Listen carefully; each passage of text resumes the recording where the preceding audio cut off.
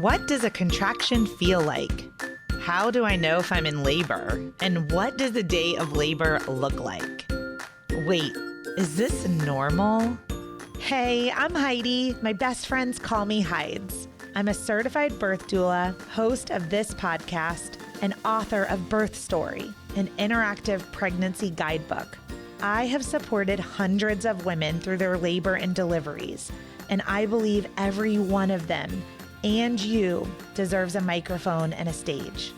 So here we are. Listen each week to get answers to these tough questions. Birth Story, where we talk about pregnancy, labor, deliveries, where we tell our stories and share our feelings. And of course, chat about our favorite baby products and motherhood. And because I'm passionate about birth outcomes, you will hear from some of the top experts in labor and delivery. Whether you are pregnant, trying desperately to get pregnant, or you just love a good birth story, I hope you will stick around and be part of this birth story family. So let's say you're pregnant. That's why you're listening to the Birth Story podcast, and you're preparing for a hospital birth that's upcoming. And of course, this podcast gives you tons of free information, right? But do you really understand the stages of labor? How to know when you're in labor? What if you have to have an induction? What about a cesarean section? What about all of the decisions that you have to make once you get to the hospital? So you get there and then they put you in triage. Birth Story Academy walks you through all the things that happen, like that rapid fire with monitoring and blood work and questions and IV ports. And do you want an epidural? I don't know. Do you? In Birth Story Academy, we literally break down all of those decisions, pros, cons, risks, benefits, and tuition. And we get into it. We make birth plans, we do birth visions, we listen to birth affirmations and parenting affirmations.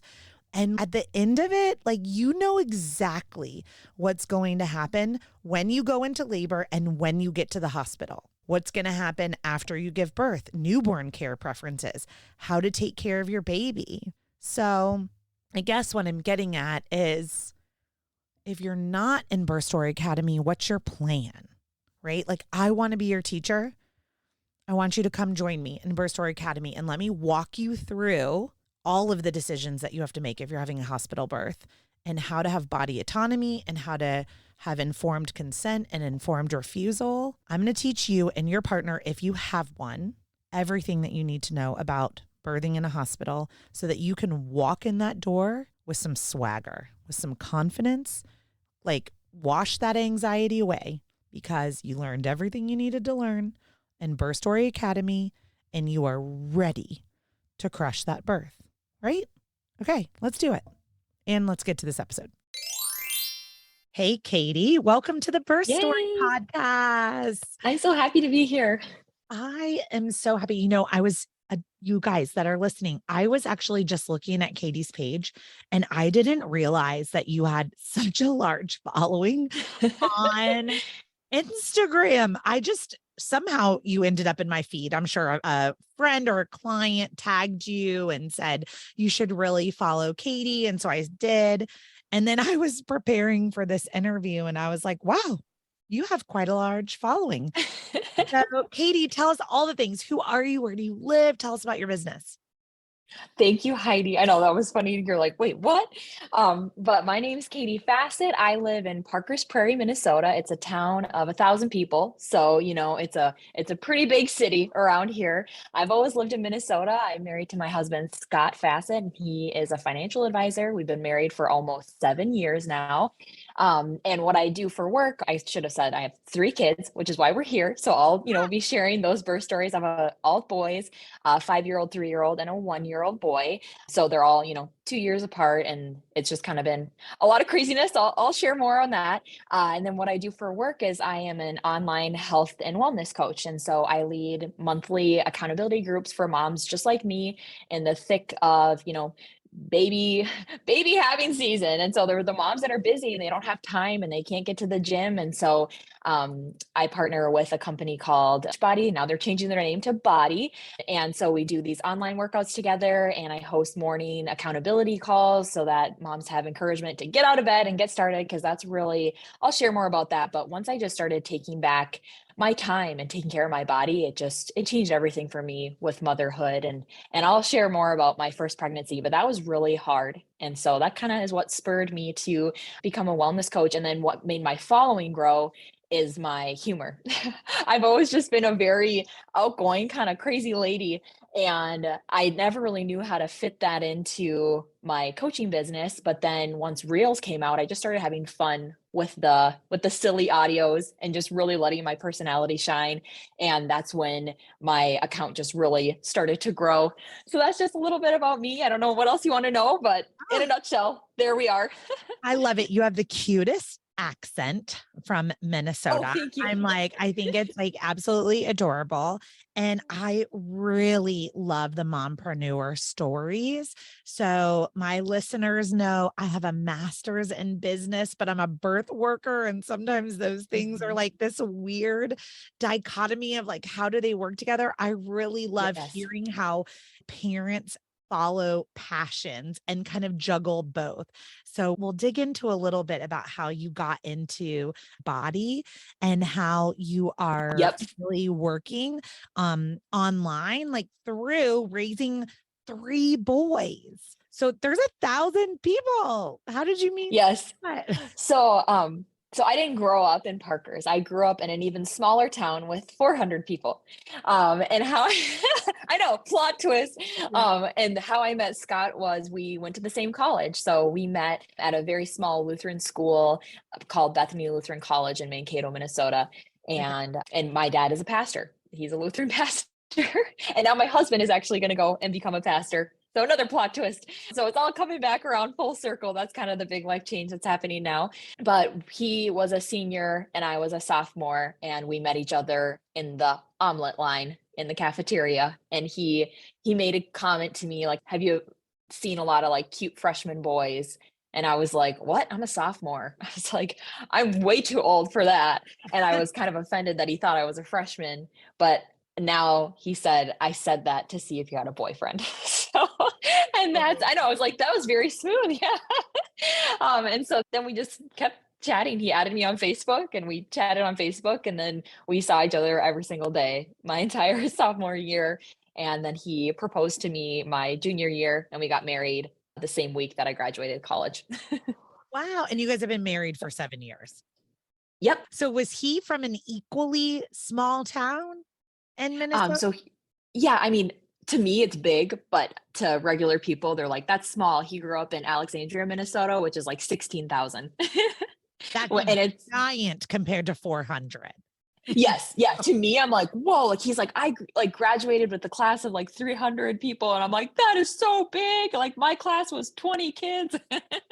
So, And now the whole state of Minnesota is following you on Instagram, you know? yes, So yes, that's just so oh, funny. I know, and that's what people say to me, like, "Oh, I bet everyone recognizes you." And I'm like, we live in a super small town. Like nobody, like we just live our normal life.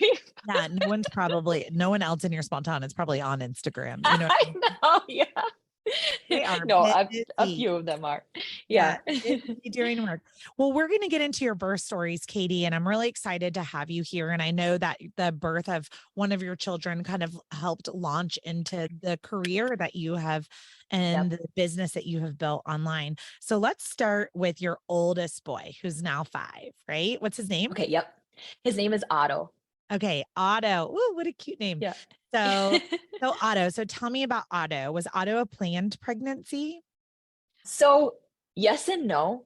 I think I was just very naive when we were first married, and, and I just was like, I thought it just would take a lot longer for a person to get pregnant. I mean, I knew how it worked, but I didn't know exactly how it would work with me. And Yeah. so, we got married, in December, end of December, and then it was May that I found out that I was pregnant. And so it just seemed kinda to happen fast, I guess. Mhm. And then and yeah, so it was Sorta plan, sorta not. Yes. Well, I tell We you were what, still surprised. so surprised. I'm sit on so many interviews as like people trying looking for a doula and they like come from both ends of the spectrum. They're like, we've been trying for 5 years and we've done IVF and Yep. office fertility. And then they're like, we're scared because we didn't think we would get pregnant that fast. And now Yes. Oh, we're yeah, I know. not Yep. ready and we don't know what to do, So Yes. it kind of took you by surprise. All right. So I know that with Otto, you had an epidural and then Yep. you had unmedicated births with the other two. So today we're Mhm. going to really kind of talk about the differences and like what led and or fed into that mindset or the types of labors that you had, whether it was a choice or not, I don't even know. And so let's talk about, you know, preparing for Otto's birth. How did your pregnancy go and kind of what were you envisioning?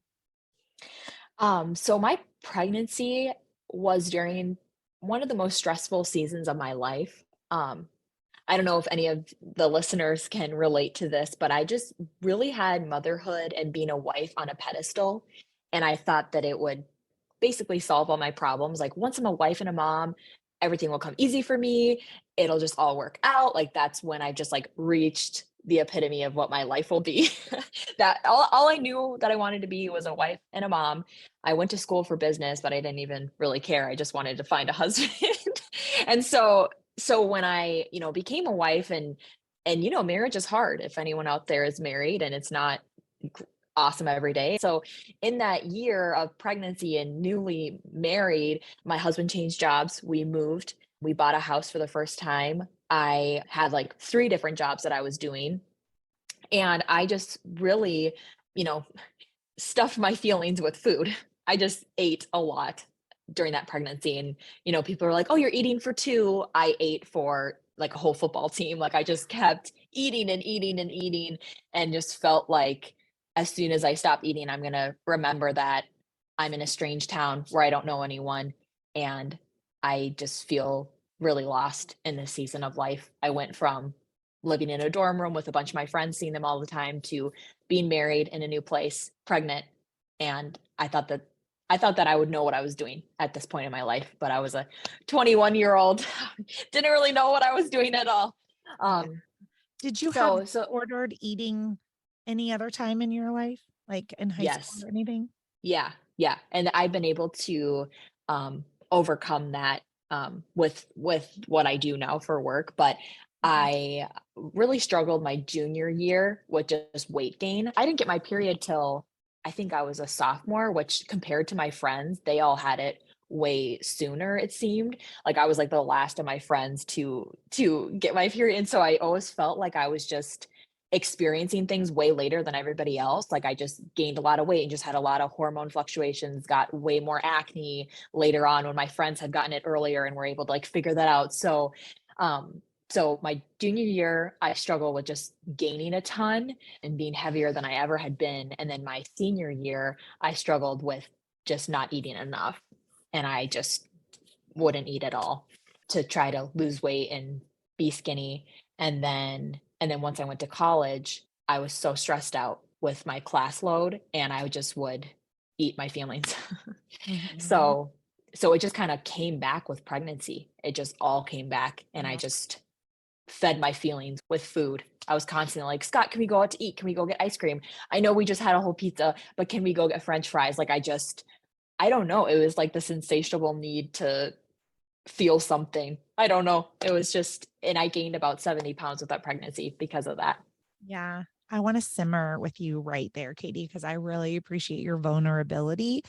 I have a long history of disordered eating Mm, and right at the pinnacle of health for me, mhm. where I was at my healthiest, but I was also at my loneliest, right? Like, Yep, so I had that desire that you had. I just wanted to get married. I just wanted to be yep. a mom. And Katie, for me, time was ticking. Okay. I was Mhm. 34 when I met my husband. So I felt Okay. like life had ended, right? I was like, Yep. I've already missed it. Life has ended. So I really focused on myself and my health, and I had Mhm. played soccer internationally, and I was a half marathon runner, but I was a long distance runner, and I was a soccer player, and I was at this peak of health. And then I meet my husband and fall in love. Mhm. And Katie, I also gained 70 pounds on the dot. Wow. 70. I haven't heard a lot of other people who've gained that much during pregnancy. Oh, I mean, you're talking, and I was about to start crying because I was like, Aw. I don't know even where we're going with this conversation, but I am right Yeah. there feeling that how that can happen. And so I know other people listening are struggling with that Mhm. too. And Mhm. then you go in for your appointments, and I don't know how if you were, but I was really getting shamed for the weight gain. Oh, Like, I was so embarrassed. Yeah. on me. Yeah. Yes.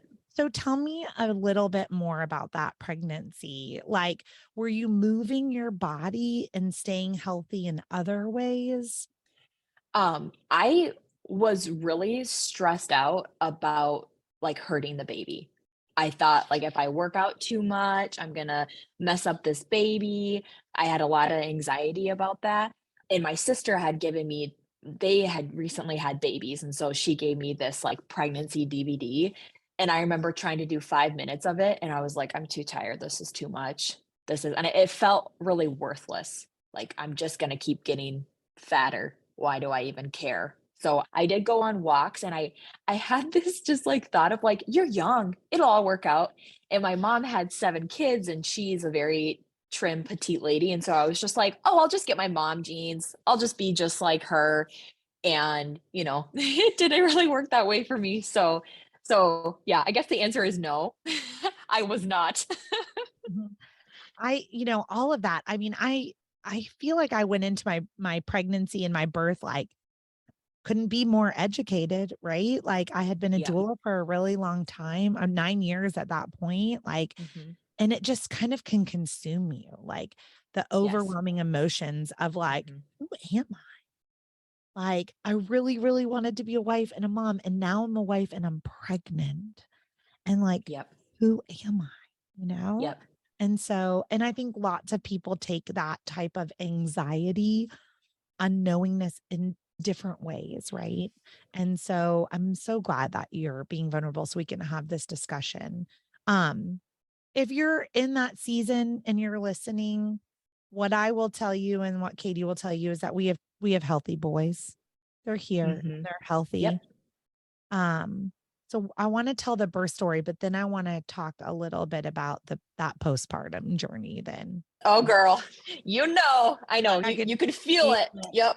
Yeah. Yes, and which is why I So am so just passionate about this season. Okay. no, I just like I feel the story building and it's like Mhm, I know nothing and now I can sort of feel mhm. where it's going. So your pregnancy goes by. Do you have any complications like gestational diabetes, hypertension, any medical concerns that you were being followed for? So, besides the weight gain, my doctor wasn't really too concerned about it because she's like, "You're young and you're s" like, because I it did like, if you looked at me, you were like, "Wow, she's pregnant," but you would never be like, "Wow, she's gained 70 pounds," you know? So, other I was able to I don't know, it just didn't look in as much as it was, I don't know. Yeah. But the one thing that just kinda got tripped up during that pregnancy was we had moved. So I had seen a doctor for my first appointment, but then the rest of them were with this other OB. And what we think happened now, looking back, was that they just got the dates mixed up for what the due date actually was. So when they did the ultrasounds, they said this baby is way too small. And so, or not like way too small, maybe that was like too strong of language, but this baby is not measuring where it needs to be. So after 20 weeks pregnant, I was going in for more ultrasounds to make sure that baby was growing at a healthy rate. And that also freaked me out, which is another reason why I ate so much food because I thought, I got to drink some milk. I got to start stuffing my face. I got to start growing this baby, which now looking back, I'm like, Katie, that did absolutely nothing but just make you feel like, and I had horrible heartburn. Yeah, there was just so many things going on with that pregnancy. But it was like the only thing that had them concerned was just that he was smaller, measuring smaller. And isn't that so interesting too? Because it's like, why you feel like I have had so many clients that will say, well, like, I almost could justify it if the baby was a Yes. little bit on the big side, Yes. it's like, Yes. and it's hard, when like I've Mhm. gained 70 pounds and then a 5 pound, 2 ounce baby comes Yep. out, Yes, it's embarrassing, it feels. there's so many emotions, Mhm. complicated emotions to weight Mhm. gain in pregnancy. And the way that our medical community handles it can just be really insensitive, I think, Yep. sometimes. So, Katy, how is Scott doing through your pregnancy? Like, you're newlyweds, and it sounds like you're going through a lot emotionally and physically. How was the pregnancy for Scott? Um, let's just say it's a miracle we're still together. By the grace of God, we are here today. I was so emotional, volatile. I took all my frustrations out on my husband, just like, I mean, every pregnant woman probably has those moments of like, wow, you're kind of acting crazy and you feel that you're acting crazy, but you can't stop it. You're just like, I'm just going to keep going on this roll. So that was tough. But Scott, he is always just, he's just a really good guy. And so he was supportive in that. But I would not say that that was a season of our life that we were thriving in marital newlywed bliss. We definitely went right from the honeymoon stage to, cranky bickering at everything stage pretty quick that first year. Yeah, it's a lot of people's stories. So I'm Mhm. glad that you spoke honestly about that because everything changes for us to transform into parents. We Mhm. literally both have to let go of who we were, who we used to be. And then, especially if you're newlyweds, not only are you trying to build a marriage, you're trying to build a marriage as two totally different Yeah. people. It is very difficult. Do you have any advice for couples that are, newlyweds and going straight into parenthood? I think my biggest advice would just be to remember that this is a stressful time in your life. And that first baby is a lot of change and you will get through it. Like Scott and I, we have an awesome marriage now, and it's just like he is my best friend and he is the best dad. And every pregnancy after that was just so much better. And I was just kind of, I was struggling with a lot of things on my end. I was struggling with, I wanted this. Why do I feel like I don't want this now? And I had a lot of guilt. Like I should just be thankful and grateful that I have a husband and that I'm going to have a baby when some people try months to have a baby. But now I'm just feeling like, crap, what did I get myself into? This is a lot. This is too much. And so I just kind of took that out on Scott. But if you are someone who, you got married and all of a sudden here you are with a baby, just know that it will get better. That would be my advice. And that you're not, this isn't the rest of your life that you're going to feel this way. This is just a very minute, stressful time in your life and you're going to get through it. It is just a season. Yes, just a season. Such a great mantra to keep you going. Now, I know you had a lot going on, like mentally and physically. Were Mhm. you preparing or educating yourself for labor, for birth, for breastfeeding, for postpartum? Did you do anything to prepare? Um, I talked to my sisters, which they were no help at all. I remember after I had a baby, I was like, "What is wrong with you? Why didn't you tell me this?" Like, I was just like, "You," and they're like, "Oh, sorry, we didn't know you wanted all the details." I'm like, "Yes, that could have been helpful." But I did go to a breastfeeding class because I knew I wanted to breastfeed, but I didn't do a birthing class or anything like that. We just did actually our 1 year anniversary was the breastfeeding class. We went to a breastfeeding class. I'm like, wow, here we are. 1 year of marriage, and that was in December, and then we had Otto the beginning of February. I did not do much education at all. I just thought that it would all come naturally to me. So, I can laugh at that now, but Well, but it did. there is a component to innate wisdom, but I Yep. would say that the thinking that goes along with innate wisdom would be like also not birthing in a hospital, right? Like, Yes. like you can be, in my experience, like pretty naive about birth and believe in your body's innate wisdom, but like you got to steer clear of a hospital. If you're going into Yep. a hospital, there's a lot we need to know about Yes. And I the didn't know any of it. any I of didn't know any of it, and I was not prepared for any of it. I just thought you get the epidural and everything's going to work out. That was my birth plan. Okay.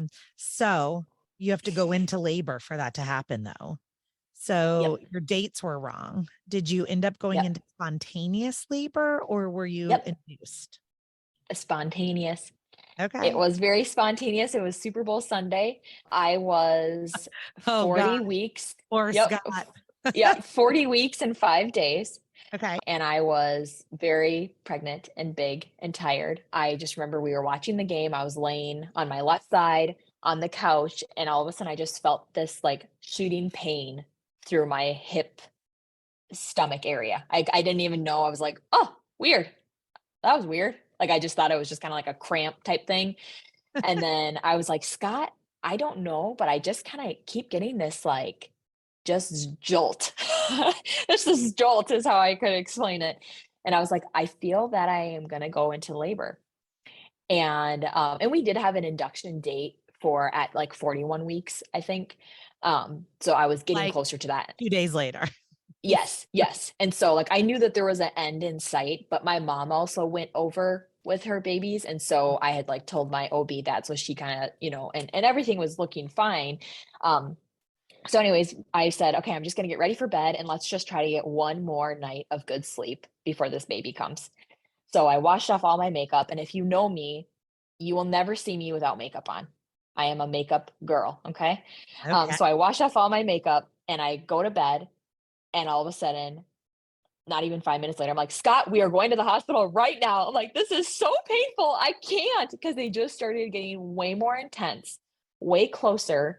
And the thing I was the most mad about was that I didn't have makeup on and I just had washed it all off. But I was so much in pain that I didn't even have time to go put makeup back on. I'd be And like, bring my so, makeup bag. I can get it after I get my epidural. Put it back on. yes, yes. And so anyway, so I, grabbed all my stuff and we hopped in the car. We didn't have any kids yet, so this was our first one. So we hopped in the car, drove so fast to the hospital. I just remember being like, this is insane. And I called my brother, my oldest brother, Jake, and I said, "Hey, we're on the way to the hospital. Just wanted to ask, will you be the godparent for for this baby?" And so he was like, "Yeah." And so then we just, kept on driving and got to the hospital. Came upstairs and then they, checked me for dilation, and I think I was 3 Okay. 3 centimeters dilated. I'll take it. And That's labor. I mean, yep, yes, and so they kept me there, and I was having very consistent contractions, and it was so painful. It was so painful, and I just was really not prepared for that, and it was just so shocking, the pain, and then soon I got an epidural, and the epidural was great. It was totally fine. The only thing is that it worked really well on me, worked really well, so I couldn't even move my leg at all. I didn't felt feel absolutely anything. nothing. I Okay. felt absolutely nothing, and I remember them saying, "Push when you feel a contraction," and I said, "What does that feel like? I don't feel it anymore." So they had a nurse holding my stomach to tell me when I was having a contraction because I couldn't even feel it. Like, wait, Um, so she could palpate on top and feel when the uterus yep, turned into yep, a hard, yep, basketball essentially, and then it releases. and then So, yes. so So she because was, I couldn't. so Mhm. she was saying, okay, here's a contraction. Go ahead and push. Yep. Yeah. But what I didn't know is Push that you for. stop pushing. So they would say push, but they wouldn't say, "Okay, you can stop pushing." So I would just like be pushing as hard as I possibly could. And I tore so bad because I was just like, "Okay, I'll push." And I felt nothing. I felt absolutely nothing. Oh my gosh. Okay. There's So a lot there, Katie. Okay. yeah. So first, I just want to give the listeners a couple of things. Active labor is when Mhm. you are 6 to 10 centimeters and your Mhm. contractions are 2 to 3 minutes apart, lasting Yep. 60 to 90 seconds. So that's what we call active labor. But labor, earlier when I was like, well, you were in labor at 3 centimeters, Mhm. labor is when we're consistently contracting. And maybe those are 5 or 6 minutes apart or 3 to 5 minutes apart, but they're really strong and they're making cervical change like you had at three Mhm. centimeters. I am dying to know if you can remember the timeline from like what time at like I have no idea what time Super Bowl was 5 years ago, but like what time was Super Yep. Bowl? And then like what time did you get to the hospital? And then what time did you give birth? I had him around 8 o'clock in the morning. 8 in the morning. Okay. Yep. So you weren't in labor for very long. Nope, I was not in labor long at all. I pushed maybe for 30 minutes. That was the longest I pushed. Okay. Wow. So the average pushing time for someone who's epiduralized, as in has an epidural, is 1 to 4 hours. So you were Mhm. really ahead of the curve there, Yes. with 30 minutes. And then I'm imagining Super Bowl was like in the evening, like let's say 6 or 7 p.m. Yes, yes, it was late. I remember going into bed, like, I think the game was wrapping up around 9:30, Okay. so we were in bed by 10. Okay. Wow. Um, That's so very fast. Okay. So yep. the average gestation is 41 and 1. So you were right there Mhm. at 40 and 5. You were Yep. like very close to it. And then the average length of labor for a first time birthing person is 24 hours. So the fact that Yeah. you had a less than 12-hour, listen, I don't know where we're going with story 2 and 3, but the fact Yep. that you had less than a 12-hour labor tells me, like, if you were my client, I would be like, Katy, you need to get a move on it on number 2 and 3 because Yes, the that's what my first yeah. one was 12. That was, the second and Yes. third may go a little quicker. So yeah, that was pretty fast. Overall, how did you feel like your birth experience was? Well, like I said, I was so I just wasn't educated, I feel like that's thrown around a lot, like, I need to educate myself, but, like, I really wasn't, and I didn't even ask questions, I just kinda went into it thinking the epidural would solve everything, and my after baby experience was really bad. I felt horrible. My downstairs was in so much pain, I couldn't even sit down. I tore so bad, or okay, I shouldn't say so bad because I know that there's, like, degrees of tearing, um, but I did have stitches, and it just burned. It just burned every time I went to the bathroom, and I just remember standing up to walk, and it was just gushes of blood and just feeling like my body was just broken down there, and Yeah. then I just my stomach was just so much so much weight gain, like, I was so swollen. You look at pictures of me, and I didn't have my makeup on. So you look at pictures of me after I had Otto, and it is just this swollen face, and I remember my legs just being so swollen, and my hand and just it that was which honestly is what led me into not wanting an epidural the other time because I really did not enjoy the postpartum because of that experience of having the epidural and having the catheter, because I don't know if you knew that, but you have a catheter. I did not know that. So when they were like, "Okay, with an epidural, you need a catheter," I was like, "Wait, what? No one told me that." Like, I don't know. So there was just so much that I just wasn't even mentally prepared for, and I just was like, "Oh, okay, I guess we're putting a catheter in. What? Ow, what in the world?" Like, it just was so.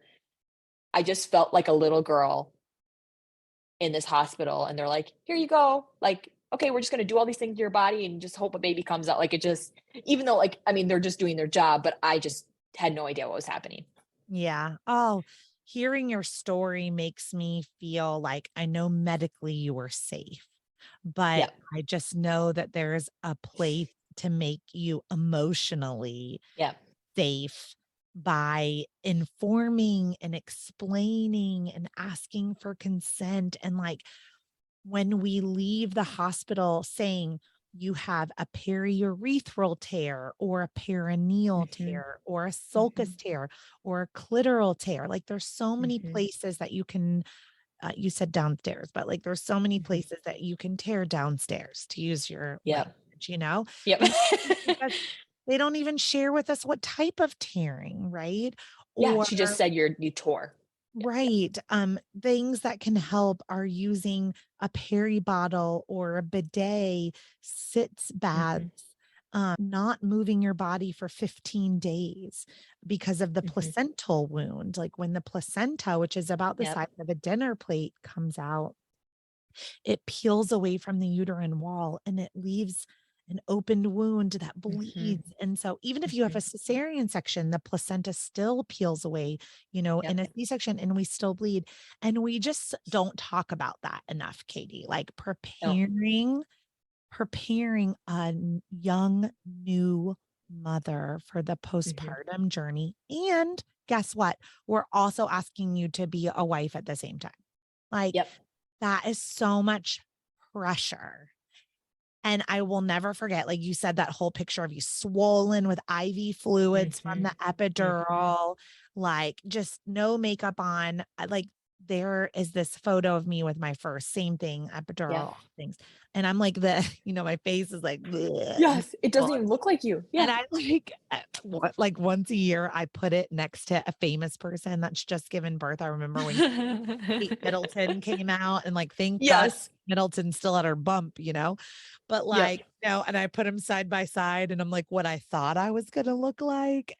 Yes. what What and, I, yep. and what you do look like. And you said earlier in the podcast, you said like you had put becoming a mother and becoming a wife on a pedestal. And it's Mm-hmm. like, okay, well, here you are. And there's an emptiness to the weight gain, right? Yep. It just hangs there. It just Yes. falls. Has no meaning. Yep. It's a fullness, but it's also empty.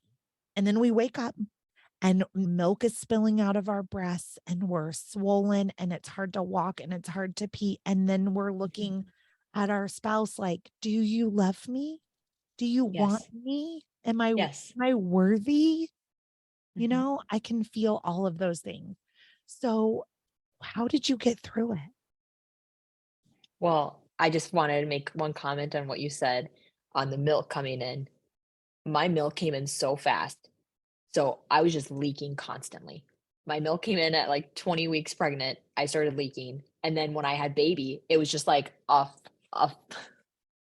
I don't know, like a waterfall of milk. And I remember the doctor for like the baby doctor, he was like, "Whoa, you can tell your milk came in." And I was so embarrassed by that comment. Like I think he was trying to be like supportive, but I was so embarrassed because I was leaking as we were sitting there. And you're not wearing a bra or like because you're in this nightgown thing for the I don't know. But anyways, how did I get through that?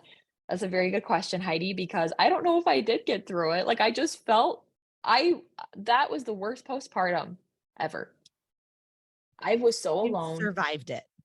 I survived it. Yes, I guess I should say that like and I know not everyone listening to this podcast is a believer, but I do, believe that God puts you through things in life so that you can help others who go through a similar season. And so that is a huge mission of mine is just to be there for the moms who have gone through this too. And we were just, in a new house, a new mom, and I just was struggling with all of it. Plus, Otto had reflux.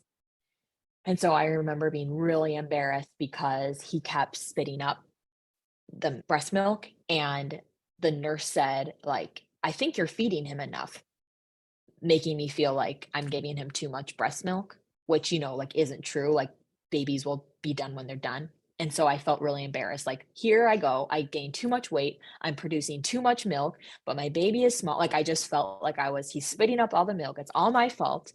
I suck at this. This was supposed to be my ticket for life. This was supposed to be my most awesome moment ever. And instead, I feel so worthless. I feel like I will never be good at this. And I already stink. And I just became a mom. So those were just kind of my feelings. And I know that I had postpartum depression and anxiety, but I never got help for it with my first. So I just struggled that whole year. Yeah. But I'm here today and I can You say it's better are. now. And I was gonna say too, like sometimes the people around us can recognize it and sometimes they Mhm. can't. Scott's over there like, I don't know what's normal. I don't know if this is Yes. how she's supposed to be acting right after she had a baby. Is this how all Mhm. people act? There is surviving in postpartum and then there is thriving in postpartum, and that is a Mhm. possibility.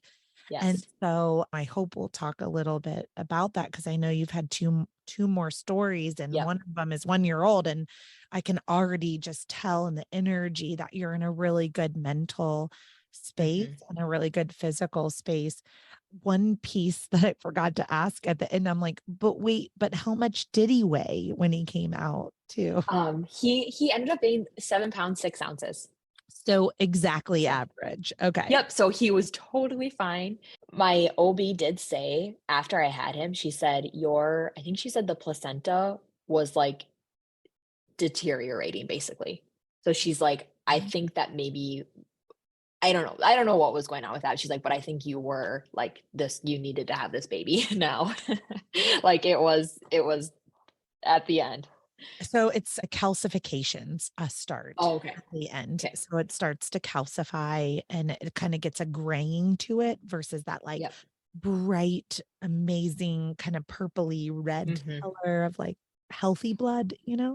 So that's probably just what she was noting is maybe it was a little grayed and a little calcified, which Yes. there's just aged. It's an organ that has an age, it has a life. And guess what?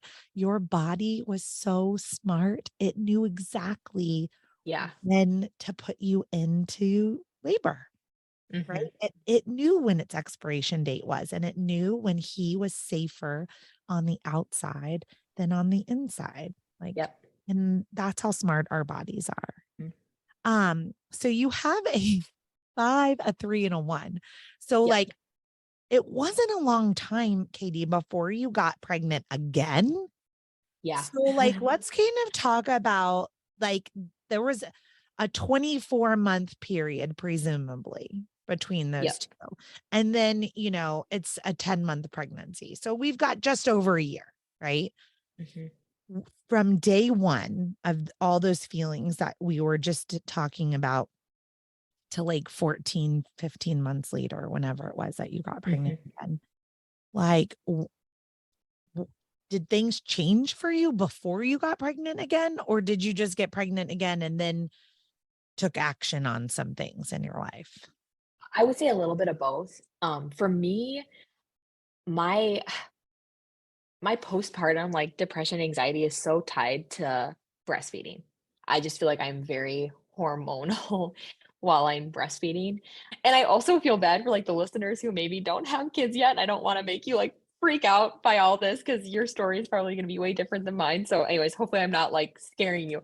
But I just, when I was done breastfeeding, I felt just so ready for another baby. Like, I remember when Otto turned 1, and I just had worked through a lot, and I've always known that I wanted a big family and that I wanted kids close in age. Um, but when I got pregnant, that was kinda like, "Whoa, this was fast." So he turned 1 in February, and then we found out we were pregnant in March. Okay. So Um, 13 months so later. yep. So I don't know, I just think, like, we just grew so much that year, and to be honest, Otto was such a difficult baby because of the reflux, and Mm. so we just dealt with a lot.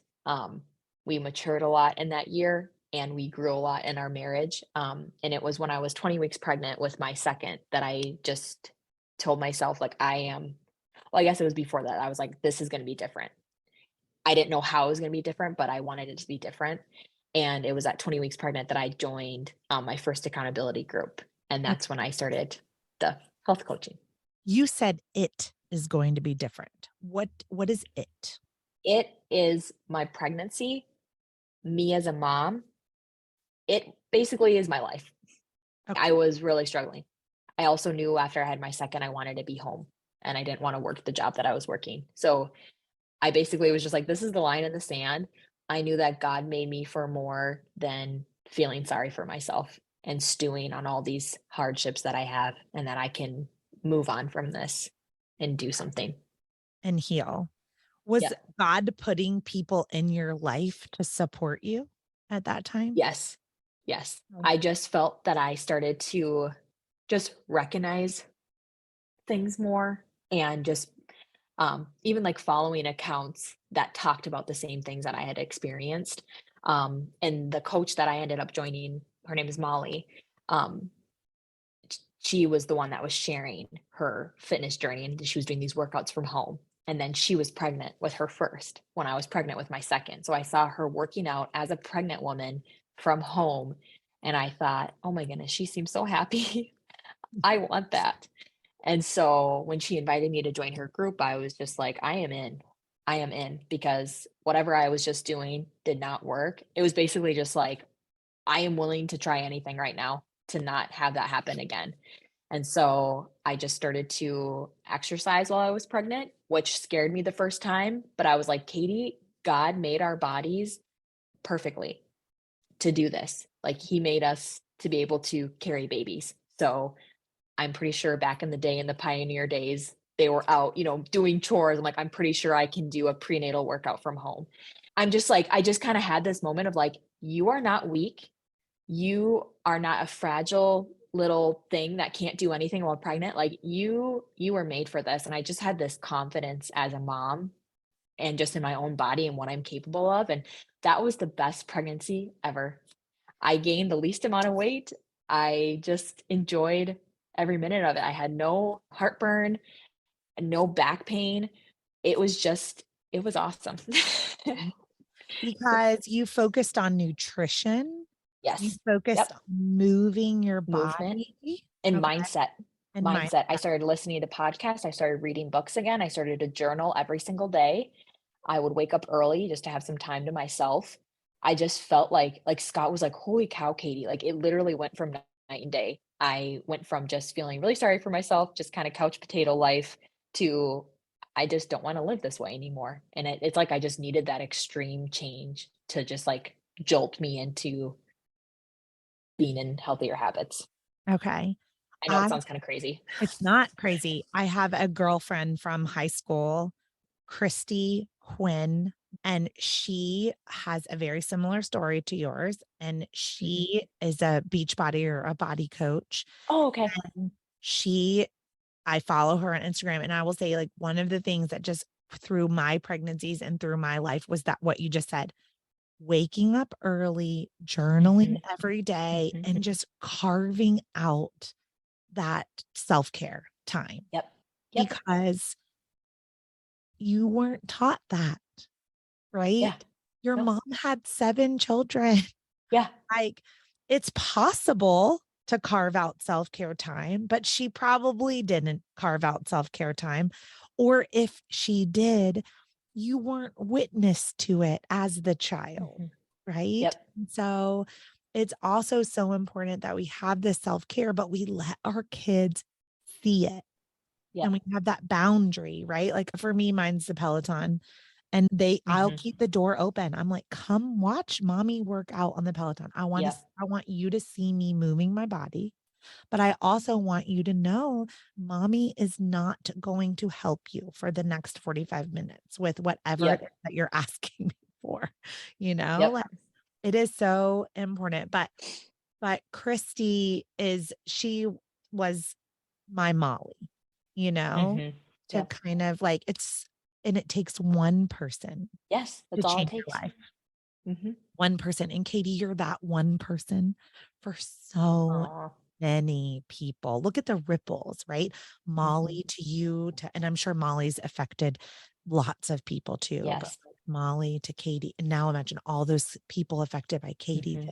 And the ripples just are so magical. So Mhm. you are Totally 20 weeks agree. pregnant, you get introduced to Molly. You are making positive changes in your life, which Yep. impact everything. Taking control over job, taking control Yep. over your marriage. Yep.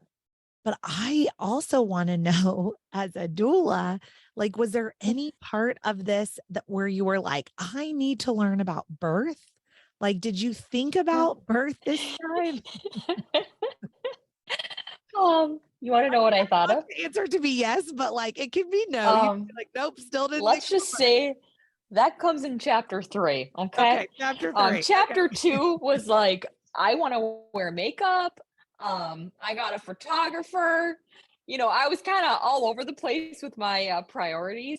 But on the way to the hospital, and so all of my babies have been spontaneous labor, like it just kind of happens. With my second, it was 39 weeks, one day. Ooh, so much That's when earlier. much earlier. Yep. And I just remember having this feeling of like, I'm just so tired. And that pregnancy, like towards the end, I just remember laying on the ground and my 1-year-old literally running around in circles around me and just being like, I am so tired. Like, what is going to happen once this baby's here?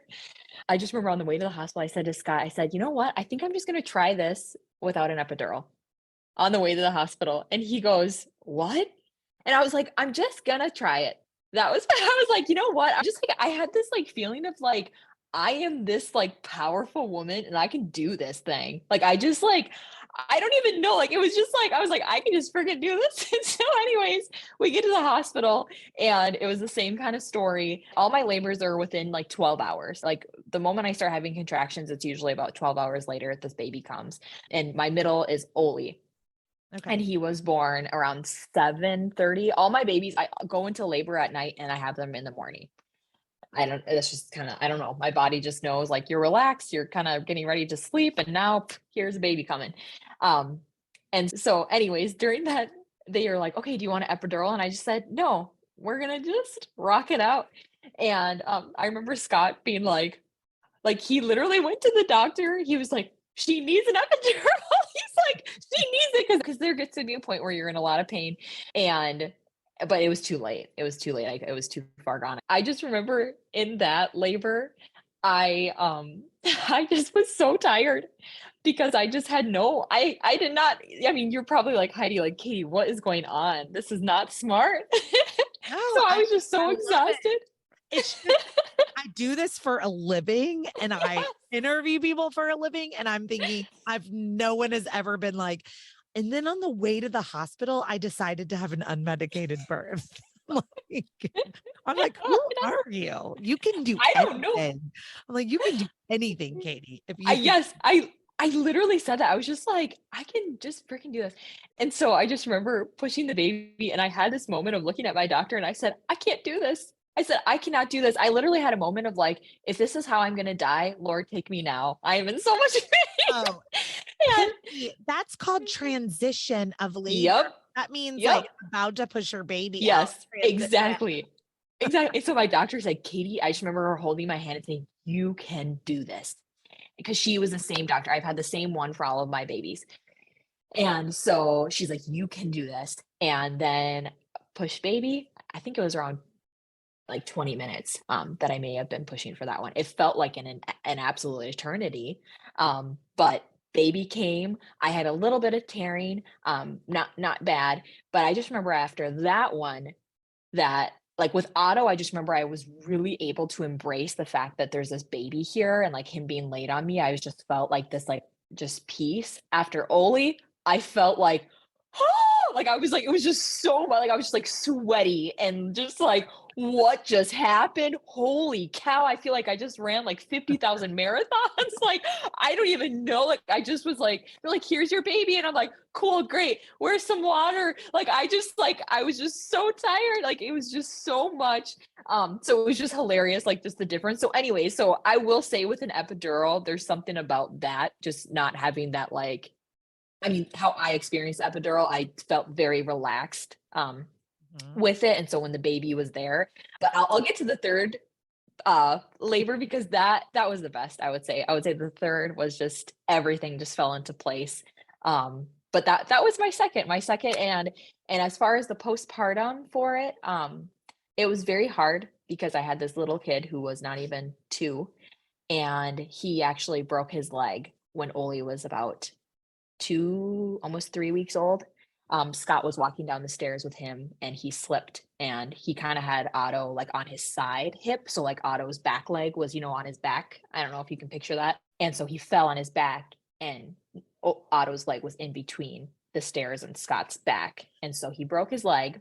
So he had a cast. And so I had this whiny toddler who it was just so sad. So I have all these emotions because all of a sudden I have this baby and I can't give all my attention to this other kid. And so I got, I had depression and anxiety and all the feelings again flooding back. But this time Scott said something to me and he said, Katie, I think you need help. And I yelled at him. I said, you don't think I can do this. You think that I'm bad. You don't think I can handle this. And then as soon as I had a moment to just breathe, I said, yeah, I need help. Yeah. And so I reached out to my OB and then she connected me with this doctor and then I talked to her and then I ended up going on medication for Okay. postpartum anxiety and depression. Was it Zoloft? Yes. Okay, good. Yep. That's one of the most effective, well-studied. I joke in my doula group, we have like a Zoloft thread, like all the Yeah. people that are on Zoloft. One of the things I wanted to mention to you, which I feel like maybe no one's ever mentioned to you, there is actually a real condition called DMER, DMER. Essentially, it's associated with breastfeeding. When the baby goes to the breast and you have a letdown Okay. of milk. So even if the baby's not Yes. on the breast and you have a letdown of milk, Yep. it is an overwhelming feeling of doom and despair for like Yes. 1 minute. Yes. Okay. And then it just kind of like, and then it just sits there and kind of sinks in. But it's like 1 minute of like, Yes. and that's a real Uh-huh. condition, Katie. It's called DMER. You should Google it. I have a feeling that's what you had. I would 100% believe that because it is just so tied to, and I get very anxious about if the baby's getting enough and feeding schedules and sleeping schedule. And I turn into a different person. So as soon as I'm done breastfeeding, I'm like, oh, I'm me again. Like, it's just like and I had someone with my third, they're like, why don't you just keep breastfeeding? And I was like, I cannot, like, I made it a year and I just have to say, thank you, Lord, for giving me this time of 12 months. And I need to just move on now Yeah. because it becomes a lot for me. So anyways, but thank you for telling me that. I've never heard that. Yeah, it's a lot for a lot of people. Postpartum depression and anxiety, you guys, it is hormonal. It is Yes. chemical.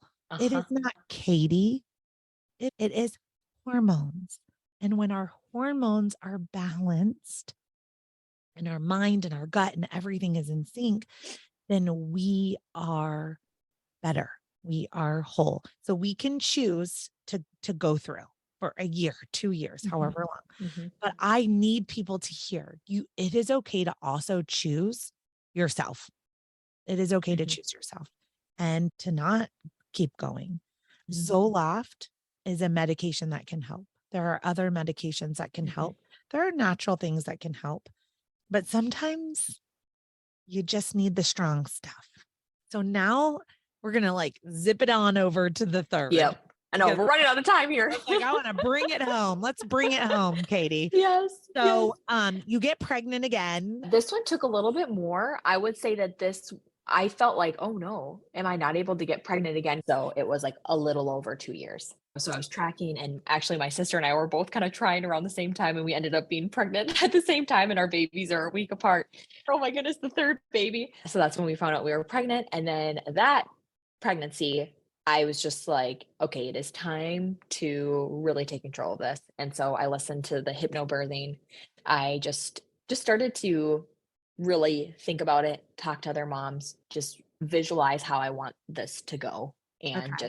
and I was like, oh, I should get a doula, but then I was kind of too late to the game. And I don't know, I was like, there was a lot at the end. Like I remember the last couple months of my pregnancy, like, oh crap, Katie, oh my goodness, you wanted to do all these things and you totally didn't. So I basically just, did what I could in the amount of time that I had by being distracted by two other tiny children and running a business, all the things. And that was actually when my account started to grow a ton, was at the end of my pregnancy, because that's when reels had come out and that's when I started sharing like funny pregnancy reels. And so that was just a fun time in my life. But that hypnobirthing book really helped. It was just like an audio book and I just listened to it. And then I became like a part of like this hypnobirthing page too. And I just started talking to other moms who, wanted to do it natural, unmedicated. Okay. Who planted that seed for you about birth? Who told you about It hypnobirthing? was it was my friend, her name's Carla. and she was in one of my accountability groups, and we connected because as I started coaching, I just started to share my story, and I really started to connect to other women through that. And she had had a way more traumatic birth than I did with her first. And then she just told me about this hypnobirthing, and she told me to start listening to the book and just kind of just encouraged me with it. Like, this is just so helpful. And so I just felt so much more confident going into my third pregnancy. And I just had this feeling of like, I am a mother. Like, I am in control of this. Like, yes, I'm in this hospital, but like, I'm ruling the roost here. Like Yeah. I just had this confidence, and my OB, I just love her so much. She's just so like sweet to me and just like, whatever you want, Katy. Like, she's like, Katy, she's like, you are a boy mom, you are a rock star, like, you work out. She's like, you can do anything. And like, so she was just always like, however you want to do it, I'm here to help with that. So I just appreciated her because she was just very encouraging to me through it all. So then the only thing with my third that I would say was not as good as my others is that I feel like I just wanted to have this baby so badly. Like, I just wanted to like have the baby. Like like, get this baby out. I was just like embarrassed that I was taking so long, I think. Like, I was almost to 40 weeks, and I was like, I had Oli at 39 weeks in one day. Like, why am I still pregnant? Like, I kind of was just like, is this baby going to be in forever? Even though I had done this times, I think I was in like, I don't know if you would call it labor. Is there something before labor where you're kind of getting contractions? Prodromal labor, and it's terribly exhausting. Yeah, and so I was just getting like these contractions, and now we have two kids. And so we were like, okay, can the grandparents take the kids? And I don't know, and we were trying to do all the things to do, to try to get baby to come, but they took the kids that night, and we just kind of waited at home because I called the hospital like, "Hey, I think I'm going to be going into labor." And I think I just really wanted to be into labor, that I was like tricking myself into thinking that the pain was worse than it was. And I remember on the way to the hospital, this is how you know that you're not actually in labor. I was like, "You know what, Scott? I think just contractions don't really bother me anymore, because these aren't really," I'm like, "I just feel like I'm just like tougher now or something." And he was like, "Okay." Oh And I my God. just was not actually having like legit contractions. It was just like, I don't know, Well, pre-game. they were legit contractions, okay? Okay, yeah. But the difference between prodromal labor and active labor. Prodromal labor is when your contractions are kind of all over the place. Yes. Yep. 12 minutes, 15 minutes, 6 minutes, 3 minutes, 12 minutes, and they're less than 60 seconds. Oh, So okay. they're Yep. 20 seconds, 30 seconds, 40 seconds, and like they hurt, but like not that bad. Yep. Active labor, they are every 2 to 4 minutes. They don't waver from that. They Yes. last a long time, 60 to 90 seconds. Yeah. And their intensity is a little bit higher. So So yeah, so I was doing the prodromal labor, but I had like multiple contractions in a row that were like 3 minutes apart, 4 minutes apart, like 3 minutes apart. And so I was like, oh my goodness, this is happening. And then it would be spaced out, because then all of a sudden on our way to the hospital, I was like, ooh, that one was 10 minutes. So it was just like very random. And so then we got to the hospital, and I just kind of felt embarrassed, to be honest, because I was like, oh man, this is my third baby. I should know what's going to happen. But now I'm like, I think I got here and I actually am not in labor. And now I feel really stupid. And so we were there. and so many people have done that a Yes. zillion times over. Yes. Exactly. And so I just felt silly, like, Katy, oh my goodness, you should know what you're doing. But we stayed, and I just like was crossing my fingers. She did check, to see if I was dilated. And I think it was like 1.5.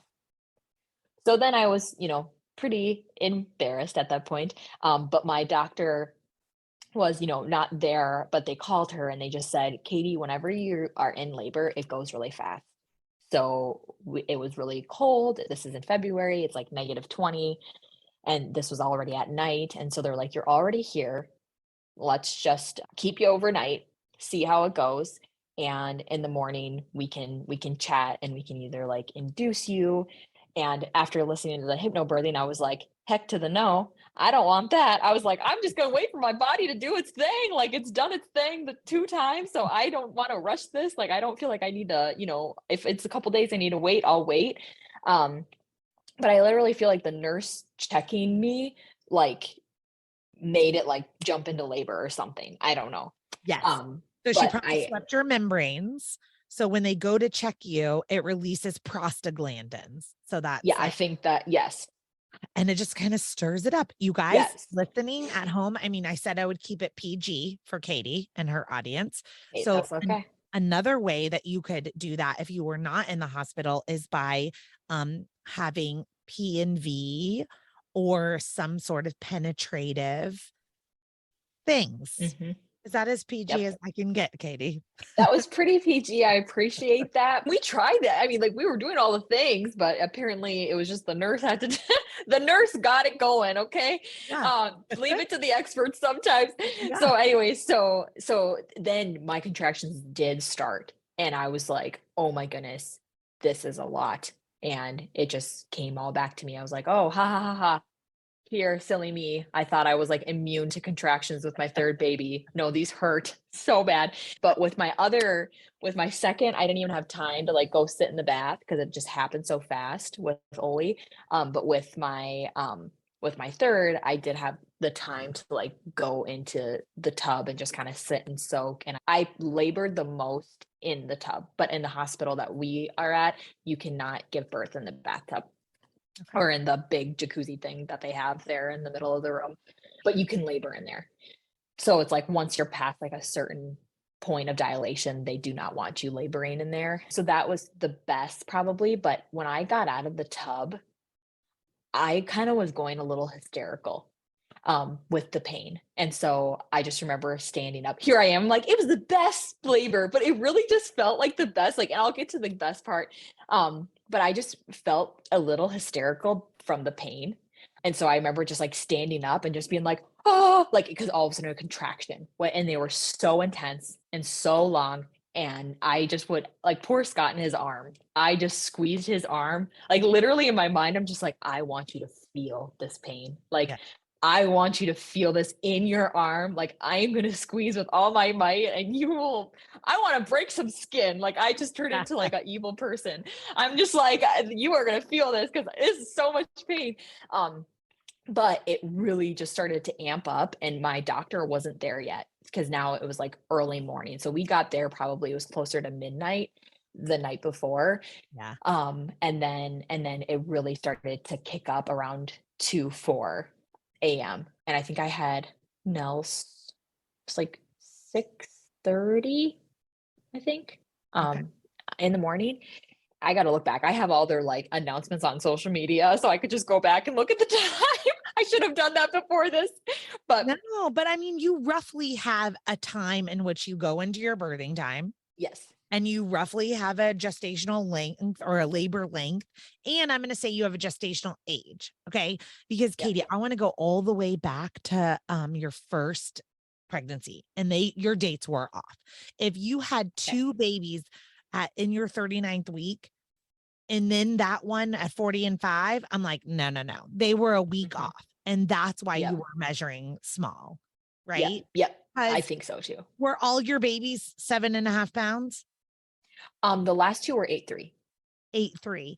And then Mhm, that for no. And then your first one, what they thought was 41 weeks at 7. No. yep, All I was going to say that dating was just off, yeah, I think so too.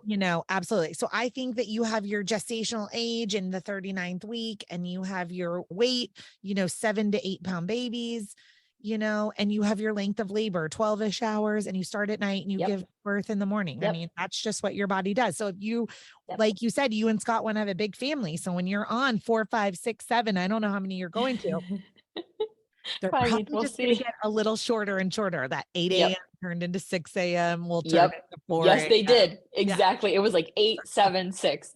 Yeah. That's exactly how it Like, was. Oh, the nurse checked me and she was like, "Oh, you are like ready to go." Because I was just like, I was in pain. And they did give me something.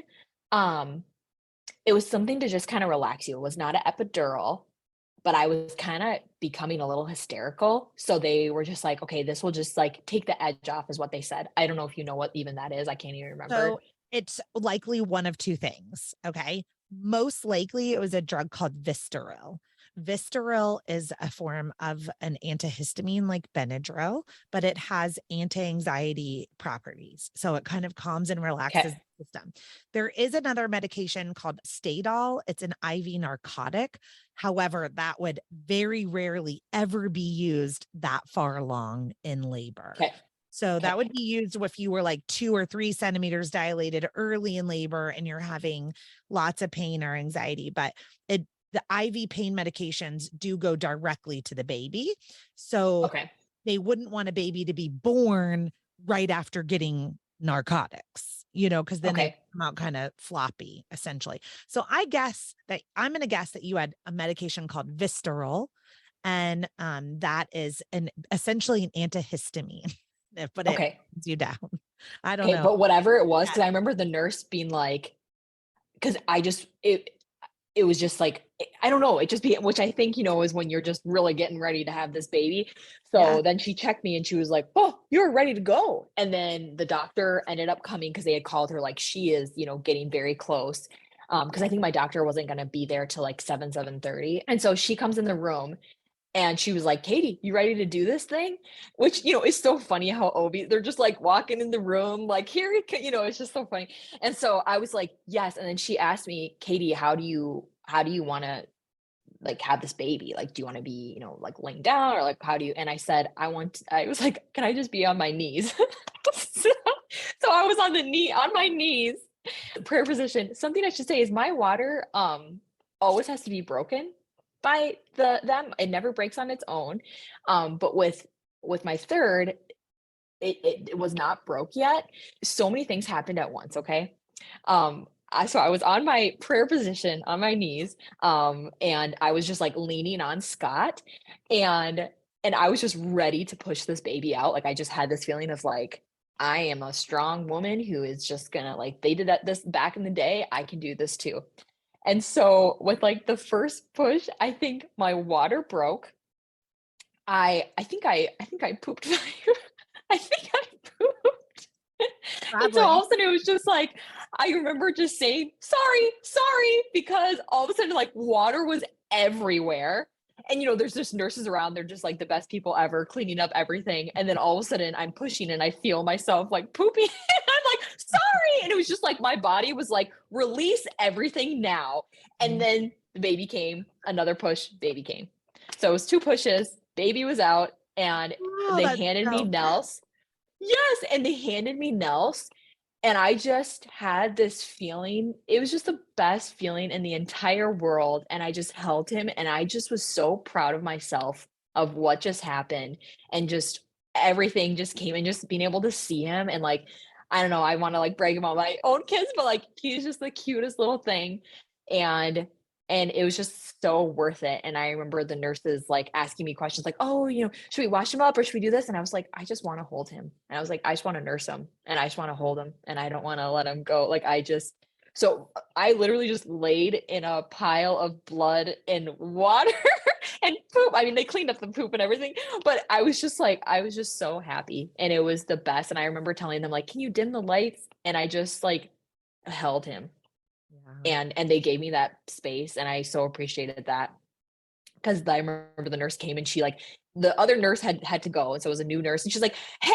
And she was, like, super loud, and I mean, she was really sweet, but I was just like, she's like, "Can I get you anything?" And I was like, "Honestly, I just wanna sit here with him, and I Mhm. just wanna be alone." And she was like, "Awesome." And then Yeah. she just left. And so I was just able to nurse him. I literally just, like, nursed him for, like, an hour. Like, I just, like, sat there, and I was just so happy. And I remember Scott fell asleep. And so he was sleeping, and I just was so happy. Just like all these feelings are just like, "Hey, you freaking did it. Like, you did it again, and you have this baby." And then after that, then Scott held him, and then I just went and I sat in the bath again and I washed off everything, and I felt so good afterwards. I felt so good. That jacuzzi tub sounds amazing when it's negative Yes. 20 degrees Oh, outside, yes. you Yes. know? Well, Completely. I let my Minnesota accent come out there. I know, it's amazing. Well, I will say the thing that I'm hearing in your story at the end is typical of a third, fourth, fifth, sixth, seventh Yep. time mom. Mhm. And that is there is such an acute awareness of how Yep. precious and fast Mhm. that bond, that afterbirth bond goes Yep. away because you just left a 4-year-old and a Mhm. 2-year-old Mhm. to go birth Nels that were practicing and exhibiting their independence, Yep. from you. And so we have this like sacred time with our babies, and Mhm. then they start to crawl, and then they start to stand Yep. up, and then they start to Mhm. walk, and they get a little bit further and a little bit further. And so Mhm. like when we have that, just like that, such that special time, that Mhm. first moments, that first year, you know, I think it hits us harder on Mhm. subsequent births because we are watching the bigs get bigger. Yep. And we're Yep. like, just stay here for as long as Yep. you can. And Um, yes, it's so true. And you just have this feeling of like, you need me and I need you. And like, we're in this together, and like they're just so precious and warm and you just hold them so tight. Katy, as you told your story, you grew in your power. Like Mhm. I was watching it unfold. When you first started to tell your story, you Mhm. collapsed into a Yep. 21-year-old scared new mom. Mhm. And you Mhm. started sharing your story like that. And you Mhm. just grew in your power and in your joy and in your life. As you told each story, you could just Mhm. feel you shifted, even just changing from one story to the next story to the next story. Yep. The whole audience right now listening, we can feel that shift in you, and it inspires us that even if we're in the thick of it, if even our story is your first story, that there can be Yes. another story. There can Mhm. be, and you just need to pay attention to who God is putting in your life, Yes. that one person. And all you have to do sometimes is just say, sure, yeah, I'll Yep. listen. Yeah. Yep. And that one connection can turn into like this crazy jolt of life changing things.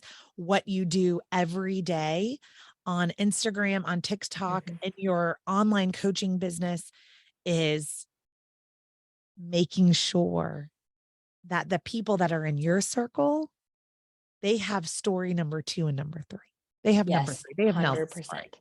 And Mhm. so keep sharing about your birth and keep sharing about your journey and your power and motherhood. And I am so proud of you. And it was a pleasure to Oh, thanks, interview you Heidi. today. Thank you, Heidi. Katy, you're welcome. Well, it has Mhm. truly been an honor. I know everyone is dying to they were listening and now they're like, okay, I gotta remember to write down the Instagram and the TikTok. Yes. Okay. So it's Katy.Fassett, Katy dot Yep. Fassett. Okay. Yep. Like So Bassett, but with there an F and like Katy Perry. Oh, there you go. I like it. So everybody, if you are not already following Katy, go follow Katy. And while you're at it, can you follow birth.story.academy? Yes. We were just laughing. We've got 200,000 of you listening to this podcast every single week. And like 5 of you are following the Instagram. Yes. Go show her Come some on love on the Insta. over. Come on over and follow birth.story.academy and follow Katy.Fassett.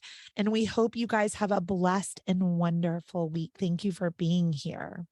Thank you. Thank you for listening to Birth Story.